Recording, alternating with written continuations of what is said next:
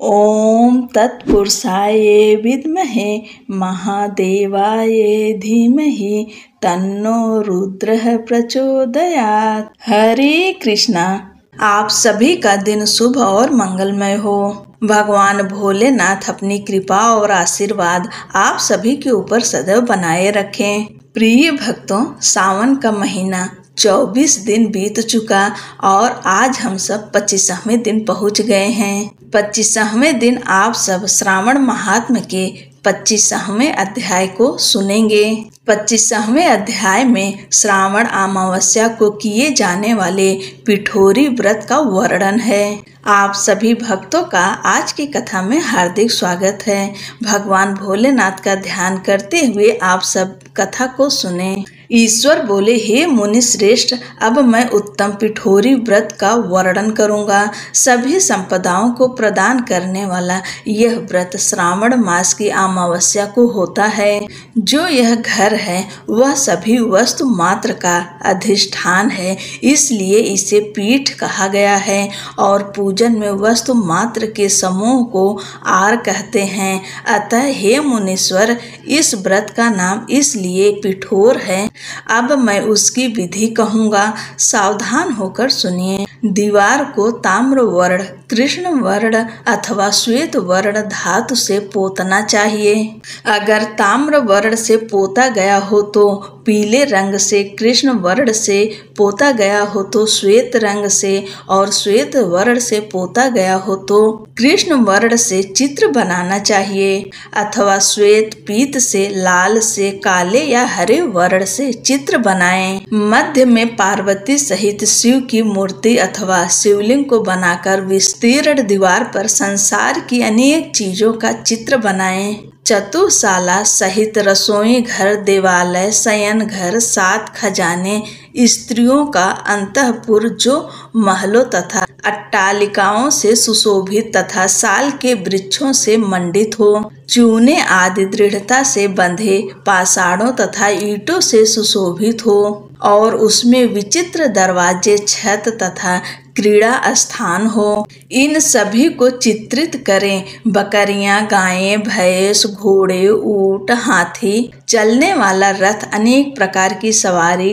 गाड़ियां, स्त्रियां, बच्चे, वृद्ध, जवान, पुरुष, पालकी, झूला और अनेक प्रकार के मंच, इन सब का अंकन करें। स्वर्ण, चांदी, ताम्र, सीसा, लोहा, मिट्टी तथा पीतल के और अन्य प्रकार के विभिन्न रंगों वाले पात्रों को लिखें। शयन संबंधी जितने भी साधन हैं, चारपाई, पलंग, बिस्तर, तकिया आदि, बिल्ली, मैना, अन्य और भी शुभ पक्षी, पुरुषों तथा स्त्रियों के अनेक प्रकार के आभूषण, बिछाने तथा ओढ़ने के जो वस्त्र हैं, यज्ञ के जितने भी पात्र होते हैं, मंथन के लिए 2 स्तंभ तथा 3 रस्सियां, दूध, मक्खन, दही, तकर, छाछ, घी, तेल, तिल, इन सभी को दीवार पर लिखें।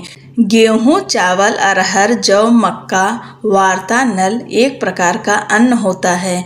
चना, मसूर, कुल्थी, मूंग, कांगनी, तिल, कोदो, कातसी नामक अन्न, सावा, चावल, उड़द, ये सभी धान्य वर्ग भी अंकित करें। सिल, लोढ़ा, चूल्हा, झाड़ू, पुरुषों व स्त्रियों के सभी वस्त्र, बांस तथा तृण के बने हुए सूप आदि, ओखली, मूसल, गेहूं आदि पीसने तथा अरहर आदि दलने के लिए 2 यंत्र, चाकी तथा दैरता, पंखा, चमर, छत्र, जूता, 2 खड़ाऊ, दासी, दास, नौकर, पोष्य वर्ग, तृण आदि पशुओं का आहार, धनुष, बाण, शतघ्नि एक प्रकार का अस्त्र, खड्ग, भाला, बर्छी, ढाल, पास, अंकुश, गदा, त्रिशूल, भिंदपाल, तोमर, मुदगर, फरसा, पट्टिस, भुसुंडी, परिघ, चक्र यंत्र आदि,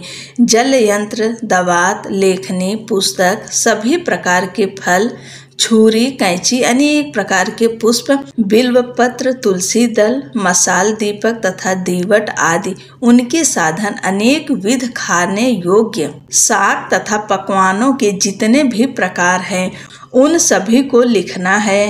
जो वस्तुएं यहाँ नहीं बताई गई है उस सबको भी दीवार पर लिखना है, क्योंकि यहाँ पर सभी कुछ लिखना संभव नहीं है, क्योंकि एक एक पदार्थ के सैकड़ों तथा हजारों भेद हैं। और भी कितना कह सका हूँ।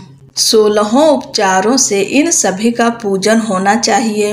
पूजन में अनेक प्रकार के गंध द्रव्य, पुष्प, धूप तथा चंदन अर्पित करें। ब्राह्मणों, बालकों तथा सौभाग्यवती स्त्रियों को भोजन कराएं। उसके बाद पार्वती सहित शिव से प्रार्थना करें, मेरा व्रत संपूर्ण हो। हे सांब शिव, हे दया सागर, हे गिरीश, हे चंद्रशेखर, इस व्रत से प्रसन्न होकर आप हमारे मनोरथ पूर्ण करें। इस प्रकार 5 वर्ष व्रत करके बाद में उद्यापन कर देना चाहिए। इसमें धृत तथा बिल्व पत्रों से शिव मंत्र के द्वारा होम होता है।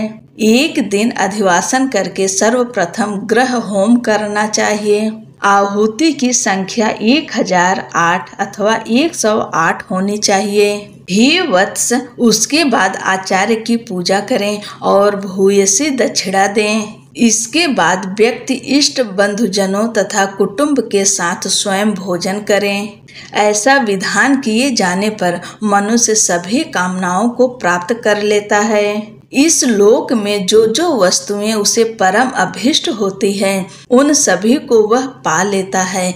हे वत्स, मैंने आपसे इस उत्तम पिठोरी व्रत का वर्णन कर दिया। इस व्रत के समान सभी मनोरथों तथा समृद्धियों को प्रदान करने वाला और शिव जी की प्रसन्नता करने वाला न कोई व्रत हुआ है और न तो होगा।